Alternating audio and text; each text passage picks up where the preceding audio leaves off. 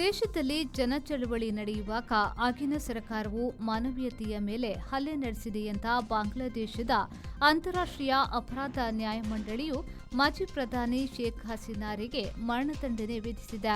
ದೇಶಭ್ರಷ್ಟ ಮಾಜಿ ಪ್ರಧಾನಿ ಶೇಖ್ ಹಸೀನಾ ಅವರ ಸರ್ಕಾರವು ಅವಾಮಿ ಲೀಗ್ ಸರ್ಕಾರದ ವಿರುದ್ಧ ಎದ್ದ ಜನ ಚಳವಳಿಯನ್ನ ಹತ್ತಿಕ್ಕಲು ಬಲ ಪ್ರಯೋಗ ನಡೆಸಿತ್ತು, ಅಧಿಕಾರವನ್ನ ದುರುಪಯೋಗಪಡಿಸಿಕೊಂಡಿತ್ತು, ಮುಖ್ಯವಾಗಿ ಮಾನವೀಯತೆಯ ಮೇಲೆ ಹಲ್ಲೆ ನಡೆಸಿತ್ತು ಎಂದ ಬಾಂಗ್ಲಾದೇಶದ ಅಂತಾರಾಷ್ಟ್ರೀಯ ಅಪರಾಧ ನ್ಯಾಯಮಂಡಳಿಯು ಶೇಖ್ ಹಸೀನಾ ಅವರಿಗೆ ಮರಣದಂಡನೆ ಶಿಕ್ಷೆಯನ್ನ ವಿಧಿಸಿದೆ.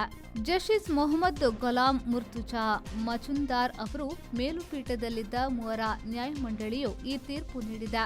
ನ್ಯಾಯಮಂಡಳಿಯಲ್ಲಿದ್ದ ಇನ್ನಿಬ್ಬರು ಮಾಜಿ ಗೃಹ ಮಂತ್ರಿ ಅಸದುಜ್ಜಮಾನ್ ಖಾನ್ ಕಮಾಲ್ ಮತ್ತು ಹಿಂದಿನ ಪೊಲೀಸ್ ಮುಖ್ಯಸ್ಥ ಚೌಧರಿ ಅಬ್ದುಲ್ಲಾ ಅಲ್ ಮನೂಮ್ ಈ ಮೂವರಿಗೆ ನ್ಯಾಯಮಂಡಳಿಯು ಒಮ್ಮತದ ತೀರ್ಪು ನೀಡಿ ಮರಣದಂಡನೆಯನ್ನ ನೀಡಿದೆ.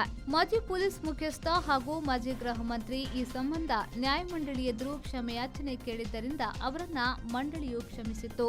ನ್ಯಾಯಮಂಡಳಿಯು ಇರುವ ಅವರು ಈಗ ಅಪ್ರೂವರ್ ಆಗಿ ಬದಲಾಗಿದ್ದಾರೆ. ಶೇಖ್ ಹಸೀನಾ ಅವರು ಪರಾರಿಯಾಗಿದ್ದು ನ್ಯಾಯಮಂಡಳಿ ಎದುರು ಹಾಜರಾಗಿಲ್ಲ ಎಂದು ನ್ಯಾಯಮಂಡಳಿ ಹೇಳಿತು.